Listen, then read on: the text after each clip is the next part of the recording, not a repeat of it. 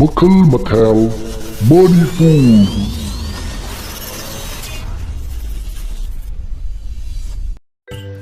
mayamgi nungainabagidamag lejariba makhal mathel manipur channelna mayambui kukuna khuramjari ngasi su mayamda tahanjakiba manipuri horror story maiba fumkhiba mafam hariba wari adugi ahum suba saruk mayamda khudol tamjari wari asi hingliba amadi sikraba kanagumbi amataga mari linajade aibana wakhalna sakatraduna tabiriba singin nungainabagidamagta semjabani hojik mayamda khudol tamjari manipuri horror story Maiba fumkhiba mafam ahum suba saru asumna Amaiba ahan aduga abika ningai sangdana duna khanaraba matung abik yumda halakle numittugi numidang adusu huisingna kanna kappa yumda loiba san iroi kayana sangoldagi phung chentorakpa kaya ama tauri Amaiba abikna yum jorokpada magi yumgi thungkalda musin muba khara lepuna lerami Amaiba abiktu chatlambadagi chap lepi adubu machinda kari no mantra khara soli aduga machinda kari no mantra khara soli masidagi magi yumgi thungalda lepamba sing aduna kauri oja abik hanbirakledana ngasaidagi ngaijaraklibani wa mata tanajagedana ojabu kadom lengbirubono masida abikna khumlai aise chattaba yadaba thabak ama chalubani ado nakoin aibu ngairamisibu kari leiragene asumna hangakpa aduda lairiba makoi aduna makha tar'i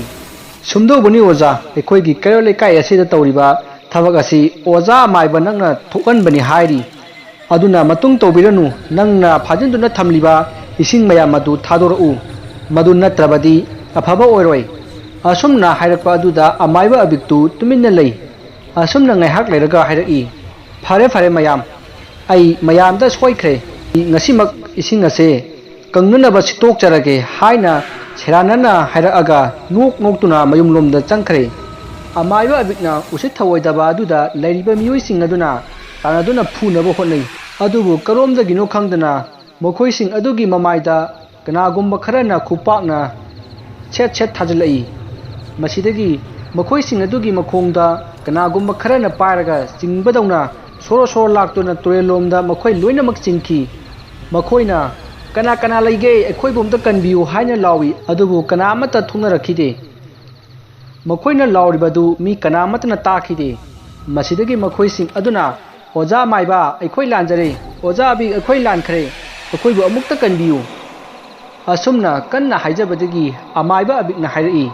fare adudi nakhoina ngasi khangliba wafam asi kanana tambano nakhoina karamna khangmano hariba wahang asigi paukhum hana piu natrabadi nakhoigi yaibi thawai adu aina kalloi asumna hairakpa aduda lairiba mayam aduna amaga yengnaraga ngaihak lei masidagi Amaiba abikna miyoising aduda hairai nakhoibu aina haibasi tadrabo asumna hairakpa aduda lairiba mayamduna amaga yengnaraga ngaihak lei masidagi Amaiba abikna miyoising aduda hairai nakhoibu aina haibasi tadraba fare adudi asumna hairaga machinda laiwa khara sonbadagi lairiba mayam adu turelomda amukasu soro laktuna cingki masidagi mayam aduna oja Amaiba akhoi haijarage asumna hairaga lairiba makhoising adugi maraktagi amana hairai ojana ngasai sauraga chatkiba aduda nungaitraduna wari khara sanajage haidana ojagi nakta ekhoi lakjabani adubu ojadi leiramdre aduda ojagi nupida ekhoina oidaba wa ama haiki masida abikna hairai nakoina aigi nupida kari oidaba wa hairiba masidagi makha tarai oja Amaiba saudi saubinuko ekhoina ojagi nupida oja abiktu khungi sanjabungda angau leina naduna lehore Amaiba singna mana tawkiba thabak sing adu magi nupidi khangbani mangonda hangu chona lakjabani yaragadi oja Amaibana tawkiba thabak amata haibiyuba haina haibadagi ojagi nupina hairai hoi nakhoina haido yamna chumi handak ising kangsilisisu mana tawribani aduga leikai khun asida tawriba sabta asisu mana leikai khun asida leiba mayamse mapan thoktanabani masi nattaba ataidi ai khangdre haina hairi adudagi aikhoisu adum thorokle thongalda ojaga thengnabadagi thogdok asi thokliba asini adubu oja maiba akhoibu kanbi ko asumna hainari ngai leiba mayam adugi maraktagi amana hairi aidi haidokani hai abik nangna tawriba thabakse yamna phattaba thabakni nasagi ta khalliba karigino nupa aduna wa makha tarakringai nupa adugi machindu tap napsinkhre aduga makhut khusa sing adu masa matomta prek prek launa mathek mathek theklai leiriba mayam adu nupa adugi matau adu ubada kibana loinare masidagi ikhang khang hodana musin muba but ani thoraktuna nupa adugu turen lomda soro soro laktuna chingkhre aduga amuba but ani aduna nupa adubu isingda namsinduna thamki masidagi nupa adu ising aduda burung burung kawba yaba kawramlaga tumina leikhre masidagi amuba but ani adusu mangkhre tawriba matau aduda nupa aduga lakminaba makhoi sing adudi makhoina hojik leiribasi karaidano haiba phawba kawkhre chensi karai leisi karai tawkham khangdana amaiba abikna tawriba adu yengduna leikhi masidagi abikna makha tana leiribasing aduda hairi nakhoigi marakta aina tawriba thodok asi haidokke haina khanba mi yauribra amaiba abiki wa tabada leiriba mayam adu tumin tumin leinakhi masida abikna hairi nakhoi aina hanglibase kanamata tadrabra leiribasing aldagi amana yamna kina makhondu nikli nikli tawraga hairi oja maiba ojagi tawba ngamba aikhoi ujare khangjare aikhoi ojana tawriba thabak singase kanamata da haidok jaroi khoyum mana ubisanu asumna leiriba mayap aduna wasaktuna abikna tawriba thabak adu haidok roi haina wasaklami masidagi amaiba abikna makhoida hairi fare fare adudi nakhoi nangi sangai da hallo adubu karigumbada mina nakhoibu karaida chalui hanglaklabadi maiba abiktu yamna kanna nabadagi anaba hanglubani haina khumgadabani nakhoi khanglabra leiribasing aduna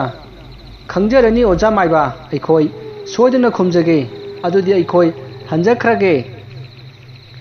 asumna amaiba abikna tawriba thabak adu leikai adugi miyoi kharana khanglakpadagi madu haidokanu haina kihan khanghanbadagi haidokkhide masidagi miyoi sing adusu hankhre aduga amaiba abiksu yumda changai matam masida magi nupina abikta hairi ngasai nupa khara lami aduga karino khara hairami adubu karino asengbro adubo abiktu magi nupida munna yengaga laimaida makuttuna khoro khoro kholi tawriba matau adu magi nupi aduna yamna kiki amaiba abikna hairi karigino nangna aina haidokanu haikhiba wafam adu mayap aduda haidokliba karigino nangsu aigi mayokta leklabadi awaba tagani khangu asi hairamaga amaiba abiktu magi phamungda changduna hiptuna leikhre magi nupisu wa amata ngangdana tuminna phamduna langnairi magi masasing adusu nungaina tumduna leiri matam asida abikki yunggi akoibada tangdang chenba nokpa kheba kayagi khonjal taraki abikki nupidu swai lawi matam asida huisingna kappa khongba horakle akanba nungsit chilakle numit adudi hana tawramba sapta aldagi hena sathira yumda tumduna leiriba mayap adugi makhongdu tap tap pairaki masidagi mayamdu khangprek khangduna hoganari masida natana yum singi thongjawda dang thinba horaki aduga muibung khongba mi kappa lawba kaya amasu toraki leikai khun aduda leiriba khunja mayamdu kibana loina khre yum kharadadi kiman khiduna kappa lawba kaya su horaki tawriba matau adu amaiba ahan adunadi abikna tawhanbani haibasi khangbanina yamna saunninglami masidagi mahakna magi haijaba mantra kaya sonduna abikna sanariba butching adu phathanaba hotnabada ngamkhide amaiba ahan adu abikna sanariba but asi karamba butno haiduna yengubada amaiba ahan adu tu chungki amaiba ahan aduna machinda murum soli is kari matauno abik haiba amaiba sina tawriba sibo asuk jamkraba saroi ngaroi tinmu lainu mayamasi maadi karamna laitai nariba karigumbada mana laising asibu losellamlabadi phai natrabadi sina leibak asi mi taba ngamloidori karamno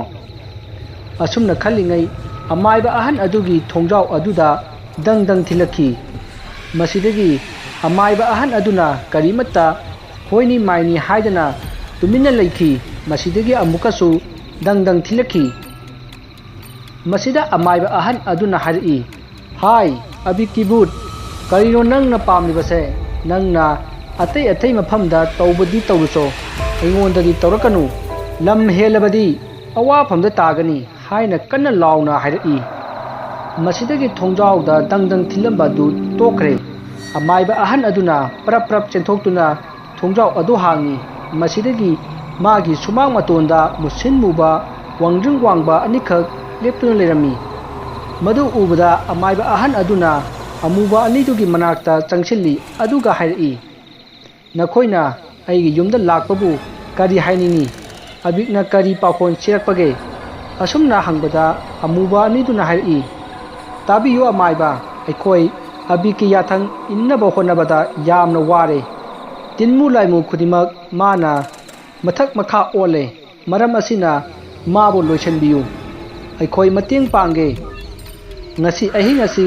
magi punsi sangdoknabagidamak lai oiba thoram ama tawgadori thoram adu thugai haudrabadi mari kanamatana ngamlaroi maram aduna lai khoiramba adu thugayu aikoi chatle asumna hairamaga amuba ani adu abiki yumnomda paikhre masidagi amaiba ahan aduna maga punminnaba amaiba singi mayumda laktuna mathang haunare aduga amaiba ahangi yumda watanari amaiba ahanna but aniduna hairamba wafam adu amaiba ateida tamki masidagi abiki lai khoirumba adu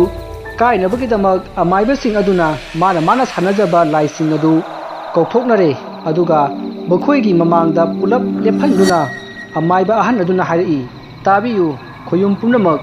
ngasi amaiba abikna tawgadoriba lai khoirumbagi thawong asi yetkhai thingaiba piduna mapung phahanbiganu karigumba mana ngamduna lai khoirumba si mapung phakhrabadi namu taibangmi aikhoi khaktang wabata natana khoyum lai singbusu awaba oiragani maram asina abiki lai khurumba asibu yetkhai thingaibiyu matam asida amaiba sing aduna sanariba butching adu tumin leikhi masidagi amaiba sing aduna mana sanariba laising aduda kaidore khumdrabadi haina hangbada laising adugi maraktagi amana hairi amaiba abika aikhoiga lamba tawbo oithokloi madi migi astina semba sei amalai madu paibanina aikhoina sokpa ngamde butching adugi wa tabada amaiba ahan aduna hairi fare adudi aikoi su yauna chatlasi magi manakta nakhoina su amaiba abipu ngak cheliba layam adugu panaro aduga aikoi su magi chai adu lawunaba honarage asumna hainaduna amaiba sing aduga makhona sanajaba butching aduga amaiba abiki manakta lakhi makoina lakpa adu abikna khangbadagi magi yamlaba butching adu thadoktuna amaiba sing aduna porakpa butching aduga akanba mawongda lan soknaki butching aduna khanna chainabagi khonjalna leikai khul adu pungnin nilli kappa lawba tengthana oiba akanba nungsit chitpa nong mangdana khakpa lawbagi khonjal mayam asina leikai khun aduda leiriba mayam adu mipainare masidagi amaiba singa abika akanba lan soknare haiba paw tarakpadagi leikai da leiriba nupa sing adu thungnarakuna tawriba mataw adu yingnaki masidagi amaiba sing aduna machinda laison kaya sonduna amaiba abiki chaisu adubu thiba horaki masidagi abiki butching aduna ꯑꯃꯥꯏꯕꯁꯤꯡꯅ ꯄꯣꯔꯛꯄ ꯕꯨꯠꯁꯤꯡ ꯑꯗꯨꯗꯒꯤ ꯃꯄꯥꯡꯒꯜ ꯀꯟꯕ ꯌꯥꯝꯕ ꯍꯦꯟꯕꯗꯒꯤ ꯃꯈꯣꯏꯅ ꯂꯥꯟꯕꯥꯕꯗ ꯋꯥꯕꯅ ꯂꯣꯏꯔꯦ꯫ ꯃꯇꯝ ꯑꯁꯤꯗ ꯑꯕꯤꯛꯀꯤ ꯆꯩꯁꯨꯅ ꯂꯩꯔꯤꯕ ꯑꯗꯣꯝꯗ ꯑꯃꯥꯏꯕꯁꯤꯡ ꯑꯗꯨꯅ ꯆꯪꯁꯤꯜꯂꯛꯄꯗ ꯑꯕꯤꯛꯇꯨ ꯐꯝꯗꯨꯅ ꯂꯩꯔꯝꯃꯤ꯫ ꯃꯁꯤꯗꯒꯤ ꯑꯃꯥꯏꯕ ꯑꯍꯟ ꯑꯗꯨꯅ ꯑꯕꯤꯛꯇ ꯍꯥꯏꯔꯛꯏ, "ꯍꯥꯏ ꯑꯕꯤꯛ, ꯅꯪꯅ ꯇꯧꯔꯤꯕ ꯊꯕꯛ ꯈꯨꯗꯤꯡꯃꯛ ꯑꯩꯈꯣꯏꯅ ꯈꯪꯉꯦ꯫ ꯅꯪꯅ ꯇꯧꯔꯤꯕ ꯊꯕꯛ ꯑꯁꯤ ꯈꯨꯗꯛ ꯑꯁꯤꯗ ꯂꯦꯞꯄꯨ, ꯅꯠꯇ꯭ꯔꯕꯗꯤ ꯑꯩꯈꯣꯏꯅ ꯅꯪꯕु ꯌꯥꯏꯕꯤ ꯂꯧꯔꯒꯅꯤ"꯫ ꯑꯁꯨꯝꯅ ꯍꯥꯏꯅꯔꯤꯉꯩ ꯑꯃꯥꯏꯕꯁꯤꯡ ꯑꯗꯨꯒꯤ ꯃꯔꯛꯇꯒꯤ ꯑꯃꯅ ꯀꯟꯅ ꯆꯦꯟꯊꯣꯛꯈ꯭ꯔꯦ ꯑꯗꯨꯒ ꯂꯩꯀꯥꯏ ꯈꯨꯟ ꯇꯥꯟꯅꯅꯕ ꯂꯥꯎꯔꯛꯏ꯫ "ꯂꯩꯀꯥꯏ ꯑꯁꯤꯗ ꯂꯩꯔꯤꯕ ꯃꯤꯌꯥꯝ ꯄꯨꯝꯅꯃꯛꯅ ꯅꯪꯒꯤ ꯌꯨꯝꯗ ꯂꯩꯕ ꯌꯥꯡꯒꯦꯟ ꯁꯨꯝꯆꯠꯁꯤꯡ ꯑꯗꯨ ꯃꯆꯦꯠ ꯃꯆꯦꯠ ꯁꯦꯒꯥꯏꯔꯒ ꯅꯪꯒꯤ ꯌꯨꯝꯒꯤ ꯆꯨꯊꯦꯛ ꯃꯔꯤꯗ ꯌꯨꯡꯉꯨ, ꯑꯗꯨꯒ ꯁꯨꯃꯥꯡꯗ ꯈꯣꯏꯖꯨ ꯂꯩꯈꯥꯝ ꯊꯥꯗꯨꯅ ꯃꯩꯈꯨ ꯀꯥꯍꯜꯂꯣ꯫ ꯈꯣꯏꯖꯨ ꯂꯩꯈꯥꯝꯒꯤ ꯃꯩꯈꯨꯅ ꯂꯩꯀꯥꯏ ꯈꯨꯟ ꯑꯁꯤꯕꯨ ꯂꯩꯆꯤꯜ ꯊꯥꯕꯒꯨꯝ ꯃꯝꯍꯜꯂꯣ"꯫ ꯑꯁꯨꯝꯅ ꯂꯥꯎꯗꯨꯅ ꯆꯠꯂꯤꯉꯩ ꯀꯔꯣꯝꯗꯒꯤꯅꯣ ꯈꯪꯍꯧꯗꯅ ꯑꯃꯥꯏꯕ ꯑꯗꯨꯒꯤ ꯃꯅꯪꯒꯜꯗ ꯀꯟꯅ ꯀꯥꯎꯔꯛꯈꯤ꯫ ꯃꯁꯤꯗ ꯑꯃꯥꯏꯕ ꯑꯗꯨꯅ ꯑꯣꯟꯊꯣꯛꯇꯨꯅ ꯌꯦꯡꯕꯗ ꯃꯨꯁꯤꯟ ꯃꯨꯕ ꯑꯅꯤ ꯂꯦꯞꯂꯝꯃꯤ꯫ ꯃꯗꯨ ꯎꯕꯗ ꯑꯃꯥꯏꯕꯗꯨ ꯈꯪꯄ꯭ꯔꯦꯛ ꯈꯪꯉꯤ꯫ ꯃꯁꯤꯗꯒꯤ ꯃꯥꯅ ꯁꯥꯟꯅꯕ ꯂꯥꯏꯁꯤꯡ ꯀꯧꯅꯅꯕ ꯃꯟꯇ꯭ꯔ ꯁꯣꯟꯕ ꯍꯧꯔꯛꯏ꯫ ꯃꯥꯏꯕ ꯑꯗꯨꯅ ꯃꯟꯇ꯭ꯔ ꯁꯣꯟꯕ ꯍꯧꯔꯛꯄꯗ ꯑꯃꯥꯏꯕ ꯑꯗꯨꯕꯨ ꯃꯈꯣꯡ ꯄꯥꯏꯗꯨꯅ ꯀꯣꯏꯆꯤꯡ ꯆꯤꯡꯈꯤ꯫ ꯑꯃꯥꯏꯕ ꯑꯗꯨ ꯃꯁꯥ ꯄꯨꯝꯕ ꯂꯩꯕꯥꯛꯇ ꯁꯤꯠꯄꯒꯤ ꯎꯟꯁꯥ ꯂꯣꯏꯅ ꯇꯠꯇꯨꯅ ꯏꯅ ꯄꯨꯡꯂꯨꯞ ꯂꯨꯞꯂꯦ꯫ ꯃꯁꯤꯗꯒꯤ ꯕꯨꯠ ꯑꯅꯤ ꯑꯗꯨꯅ ꯑꯃꯥꯏꯕ ꯑꯗꯨꯒꯤ ꯃꯈꯣꯡ ꯑꯅꯤꯗꯨ ꯅꯥꯝꯃ ꯄꯥꯏꯅꯔꯒ ꯀꯟꯅ ꯆꯤꯡꯊꯦꯛꯄꯗ ꯃꯥꯏꯕ ꯑꯗꯨ ꯇꯪꯈꯥꯏ ꯇꯥꯅ ꯁꯦꯒꯥꯏꯔꯒ ꯌꯥꯏꯕꯤ ꯃꯥꯡꯂꯦ꯫ ꯑꯃꯥꯏꯕ ꯑꯗꯨꯅ ꯁꯤꯔꯝꯗꯥꯏꯗ ꯀꯟꯅ ꯂꯥꯎꯔꯝꯕꯒꯤ ꯈꯣꯟꯖꯦꯜ ꯇꯥꯕꯗꯒꯤ ꯃꯥꯅ ꯁꯥꯟꯅꯔꯝꯕ ꯕꯨꯠꯁꯤꯡ ꯑꯗꯨ ꯂꯥꯟꯐꯝ ꯊꯥꯗꯣꯛꯇꯨꯅ ꯂꯥꯛꯈꯤ꯫ ꯑꯃꯥꯏꯕ ꯑꯗꯨꯅ ꯊꯋꯥꯏ ꯌꯥꯎꯗꯕ ꯍꯛꯆꯥꯡ ꯑꯣꯏꯅ ꯂꯩꯔꯝꯕ ꯑꯗꯨꯗ ꯑꯃꯥꯏꯕ ꯑꯗꯨꯅ ꯁꯥꯟꯅꯔꯝꯕ ꯕꯨꯠꯁꯤꯡ ꯑꯗꯨ ꯃꯈꯣꯏꯕꯨ ꯂꯣꯏꯁꯤꯟꯕꯤꯔꯝꯗꯕꯒꯤ ꯌꯥꯝꯅ ꯀꯞꯈꯤ꯫ ꯑꯁꯨꯝꯅ ꯕꯨꯠꯁꯤꯡ ꯑꯗꯨ ꯀꯣꯏꯄꯥꯏ ꯄꯥꯏꯗꯨꯅ ꯂꯩꯈ꯭ꯔꯦ꯫ ꯑꯁꯣꯝꯗꯅ ꯑꯃꯥꯏꯕ ꯑꯍꯟ ꯑꯗꯨꯅ ꯑꯕꯤꯛꯄꯨ ꯐꯥꯅꯅꯕ ꯀꯟꯅ ꯇꯧꯔꯤ꯫ ꯑꯃꯥꯏꯕ ꯑꯍꯟ ꯑꯗꯨꯅ ꯍꯥꯏꯕ ꯋꯥ ꯑꯃꯠꯇ ꯃꯅꯥꯗ ꯍꯥꯞꯇꯅ ꯇꯨꯃꯤꯟꯅ ꯐꯝꯗꯨꯅ ꯂꯩꯊꯣꯛꯏ꯫ ꯅꯥꯀꯟ ꯑꯃꯗ ꯃꯈꯣꯏꯅ ꯇꯥꯟꯅꯔꯛꯂꯤꯕ ꯆꯩ ꯑꯗꯨꯁꯨ ꯑꯕꯤꯛꯀꯤ ꯃꯅꯥꯛꯇ ꯂꯩꯔꯦ꯫ ꯑꯃꯥꯏꯕ ꯑꯃꯅ ꯆꯩ ꯑꯗꯨ ꯂꯧꯅꯅꯕ ꯆꯣꯡꯁꯤꯜꯂꯛꯂꯤꯕ ꯑꯃꯥꯏꯕ ꯑꯗꯨ ꯈꯨꯗꯛ ꯑꯗꯨꯗ ꯍꯧꯗꯣꯡ ꯑꯣꯟꯗꯨꯅ ꯑꯃꯥꯏꯕ ꯑꯕꯤꯛꯀꯤ ꯃꯃꯥꯡꯗ ꯀꯨꯟꯗꯨꯅ ꯇꯨꯃꯤꯟꯅ ꯂꯩꯈ꯭ꯔꯦ꯫ ꯇꯧꯔꯤꯕ ꯃꯇꯧ ꯑꯗꯨ ꯎꯕꯗ ꯑꯃꯥꯏꯕ ꯑꯇꯩꯗꯨ ꯁ꯭ꯋꯥꯏ ꯂꯥꯎꯈꯤ꯫ ꯃꯇꯝ ꯑꯁꯤꯗ ꯂꯩꯀꯥꯏ ꯃꯤꯌꯥꯝꯅ ꯊꯥꯅꯔꯛꯄ ꯈꯣꯏꯖꯨ ꯂꯩꯈꯥꯝꯒꯤ ꯃꯩꯈꯨꯅ ꯂꯩꯀꯥꯏ ꯈꯨꯜ ꯑꯗꯨ ꯂꯩꯆꯤꯟ ꯊꯥꯡꯕꯒꯨꯝ ꯃꯝꯂꯝꯃꯤ꯫ ꯃꯁꯤꯗꯒꯤ ꯉꯁꯥꯏꯗꯒꯤ ꯐꯨꯅꯔꯝꯕ ꯕꯨꯠꯁꯤꯡ ꯑꯗꯨ ꯂꯩꯀꯥꯏ ꯑꯗꯨ ꯊꯥꯗꯣꯛꯇꯨꯅ ꯆꯦꯟꯅꯈ꯭ꯔꯦ꯫ ꯃꯇꯝ ꯑꯁꯤꯗ ꯑꯕꯤꯛꯅ ꯍꯥꯏꯔꯛꯏ, "ꯅꯈꯣꯏꯅ ꯑꯩꯉꯣꯟꯗꯒꯤ ꯄꯥꯝꯂꯤꯕꯁꯦ ꯀꯔꯤꯅꯣ"? ꯃꯁꯤꯗꯒꯤ ꯑꯃꯥꯏꯕ ꯑꯍꯟ ꯑꯗꯨꯅ ꯍꯥꯏꯔꯛꯏ, "ꯅꯪꯅ ꯇꯧꯔꯤꯕ ꯊꯕꯛ ꯑꯁꯤ ꯈꯨꯗꯛ ꯑꯁꯤꯗ ꯇꯣꯛꯄ ꯄꯥꯝꯃꯤ"꯫ ꯑꯁꯨꯝꯅ ꯍꯥꯏꯔꯛꯄꯗ, "ꯑꯗꯨꯗꯤ ꯑꯩꯉꯣꯟꯗ ꯁꯅꯥ ꯈꯥꯡꯉꯦꯟ 19 ꯄꯤꯌꯨ, ꯑꯗꯨ ꯑꯣꯏꯔꯕꯗꯤ ꯑꯩꯅ ꯇꯧꯔꯤꯕꯁꯦ ꯇꯣꯛꯂꯒꯦ"꯫ ꯑꯁꯨꯝꯅ ꯋꯥꯔꯤ ꯁꯥꯟꯅꯔꯤꯉꯩ ꯉꯁꯥꯏ ꯍꯧꯗꯣꯡ ꯑꯣꯟꯈꯤꯕ ꯑꯃꯥꯏꯕ ꯑꯗꯨ ꯂꯩꯀꯥꯏ ꯃꯌꯥꯝꯅ ꯈꯣꯏꯖꯨ ꯂꯩꯈꯥꯝ ꯊꯥꯗꯨꯅ ꯇꯥꯟꯈꯥꯏꯕꯗꯒꯤ ꯑꯃꯥꯏꯕ ꯑꯗꯨꯕꯨ ꯍꯧꯗꯣꯡ ꯑꯣꯜꯍꯜꯂꯤꯕ ꯕꯨꯠ ꯑꯗꯨꯁꯨ ꯆꯦꯟꯈ꯭ꯔꯦ꯫ ꯃꯔꯝ ꯑꯁꯤꯗꯒꯤ ꯑꯃꯥꯏꯕꯗꯨ ꯃꯤ ꯑꯣꯟꯊꯣꯔꯛꯇꯨꯅ ꯑꯕꯤꯛꯀꯤ ꯆꯩ ꯑꯗꯨ ꯇꯨꯃꯤꯟꯅ ꯂꯧꯈꯤ꯫ ꯃꯁꯤꯗꯒꯤ ꯑꯃꯥꯏꯕ ꯑꯗꯨꯅ ꯑꯕꯤꯛꯇ ꯍꯥꯏꯔꯛꯏ, "ꯍꯥꯏ ꯑꯕꯤꯛ, ꯍꯧꯖꯤꯛꯇꯤ ꯅꯪꯒꯤ ꯍꯤꯡꯐꯝ ꯂꯩꯇ꯭ꯔꯦ, ꯅꯪꯒꯤ ꯆꯩ ꯑꯗꯨ ꯑꯩꯅ ꯄꯥꯏꯔꯦ"꯫ ꯑꯁꯨꯝꯅ ꯍꯥꯏꯔꯛꯄꯗ ꯑꯕꯤꯛꯇꯨ ꯌꯥꯝꯅ ꯄꯥꯈꯠꯅ ꯐꯠ ꯂꯥꯎꯅ ꯂꯩꯊꯣꯔꯛꯄꯗ ꯆꯩ ꯑꯗꯨ ꯂꯩꯔꯝꯗ꯭ꯔꯦ꯫ ꯑꯃꯥꯏꯕ ꯑꯗꯨꯅ ꯄꯥꯏꯗꯨꯅ ꯂꯩꯔꯝꯂꯦ꯫ ꯃꯁꯤꯗꯒꯤ ꯑꯃꯥꯏꯕ ꯑꯍꯟ ꯑꯗꯨꯅ ꯑꯕꯤꯛꯄꯨ ꯐꯥꯍꯧꯔꯣ ꯍꯥꯏꯅ ꯂꯥꯎꯔꯛꯄꯗ ꯐꯥꯅꯅꯕ ꯍꯣꯠꯅꯔꯛꯏ꯫ ꯃꯇꯝ ꯑꯁꯤꯗ ꯑꯃꯥꯏꯕ ꯑꯕꯤꯛꯅ ꯑꯆꯧꯕ ꯀꯩꯖꯥꯎ ꯑꯃ ꯑꯣꯟꯊꯣꯔꯛꯇꯨꯅ ꯆꯩ ꯄꯥꯏꯔꯤꯕ ꯑꯃꯥꯏꯕ ꯑꯗꯨꯒꯤ ꯃꯈꯧꯔꯤꯗ ꯆꯤꯛꯄꯗꯒꯤ ꯑꯃꯥꯏꯕ ꯑꯗꯨ ꯈꯨꯗꯛꯇ ꯃꯉꯛ ꯇꯠꯇꯨꯅ ꯁꯤꯈꯤ꯫ ꯃꯁꯤꯗꯒꯤ ꯑꯃꯥꯏꯕ ꯑꯍꯟ ꯑꯗꯨꯅ ꯆꯦꯟꯁꯤꯜꯂꯛꯇꯨꯅ ꯆꯩ ꯑꯗꯨꯕꯨ ꯇꯥꯞ ꯂꯥꯎꯅ ꯈꯨꯜꯂꯒ ꯊꯨꯗꯦꯛꯈꯤ꯫ ꯃꯁꯤꯗꯒꯤ ꯑꯃꯥꯏꯕ ꯑꯕꯤꯛꯇꯨ ꯀꯟꯅ ꯂꯥꯎꯔꯒ ꯃꯤ ꯑꯃꯨꯛ ꯑꯣꯟꯊꯣꯔꯛꯂꯦ꯫ ꯃꯥꯏꯕ ꯃꯌꯥꯝ ꯑꯗꯨꯅ ꯅꯝꯁꯤꯟꯗꯨꯅ ꯑꯃꯥꯏꯕ ꯑꯕꯤꯛꯄꯨ ꯐꯥꯔꯝꯃꯤ꯫ ꯃꯁꯤꯗꯒꯤ ꯃꯄꯥꯟꯗ ꯄꯨꯊꯣꯔꯛꯇꯨꯅ ꯃꯌꯥꯝꯗ ꯍꯥꯏꯔꯛꯏ, "ꯍꯧꯖꯤꯛ ꯅꯣꯡ ꯉꯥꯟꯗ꯭ꯔꯤꯉꯩ ꯑꯃꯥꯏꯕ ꯑꯕꯤꯛꯄꯨ ꯃꯩ ꯊꯥꯗꯨꯅ ꯍꯥꯠꯇꯣꯛꯂꯁꯤ" ꯍꯥꯏꯗꯨꯅ ꯑꯃꯥꯏꯕ ꯑꯕꯤꯛꯄꯨ ꯂꯩꯀꯥꯏ ꯃꯤꯌꯥꯝꯅ ꯇꯨꯔꯦꯜ ꯃꯄꯥꯟꯗ ꯄꯨꯔꯛꯂꯦ꯫ ꯃꯇꯝ ꯑꯁꯤꯗ ꯑꯀꯟꯕ ꯅꯨꯡꯁꯤꯠ ꯁꯤꯠꯄ, ꯅꯣꯡ ꯈꯥꯛꯄ ꯂꯥꯎꯕ, ꯑꯉꯥꯡ ꯀꯞꯄ, ꯅꯨꯄꯤꯁꯤꯡꯅ ꯇꯦꯡꯊꯥꯕ ꯍꯨꯏ ꯍꯧꯗꯣꯡꯁꯤꯡꯅ ꯉꯪꯕ ꯑꯁꯤꯅꯆꯤꯡꯕ ꯈꯣꯟꯖꯦꯜ ꯀꯌꯥ ꯑꯃ ꯇꯥꯔꯛꯂꯦ꯫ ꯑꯇꯤꯌꯥꯗ ꯃꯨꯁꯤꯟ ꯃꯨꯁꯤꯟ ꯃꯨꯕ ꯃꯤꯒꯤ ꯃꯑꯣꯡ ꯃꯥꯟꯕ ꯃꯌꯥꯝ ꯑꯃꯅ ꯀꯣꯏꯄꯥꯏ ꯄꯥꯏꯔꯤ꯫ ꯃꯁꯤꯗꯒꯤ ꯂꯩꯀꯥꯏ ꯃꯤꯌꯥꯝꯅ ꯁꯤꯡ ꯄꯩꯗꯨꯅ ꯑꯃꯥꯏꯕ ꯑꯕꯤꯛꯄꯨ ꯀꯣꯝ ꯑꯃ ꯇꯧꯊꯣꯛꯂꯒ ꯊꯥꯗꯗꯨꯅ ꯃꯊꯛꯇ ꯃꯩꯖꯥꯎ ꯊꯥꯔꯝꯃꯤ꯫ ꯃꯁꯤꯗꯒꯤ ꯃꯥꯅ ꯁꯤꯖꯤꯟꯅꯔꯝꯕ ꯆꯩ ꯑꯗꯨꯁꯨ ꯃꯅꯨꯡꯗ ꯂꯪꯁꯤꯜꯂꯝꯃꯤ꯫ ꯑꯃꯥꯏꯕ ꯑꯕꯤꯛ ꯃꯩ ꯊꯥꯕ ꯑꯗꯨꯗ ꯂꯩꯀꯥꯏ ꯃꯌꯥꯝꯗꯨ ꯍꯔꯥꯎꯅꯈꯤ꯫ ꯃꯁꯤꯗꯒꯤ ꯏꯈꯪ ꯈꯪꯍꯧꯗꯅ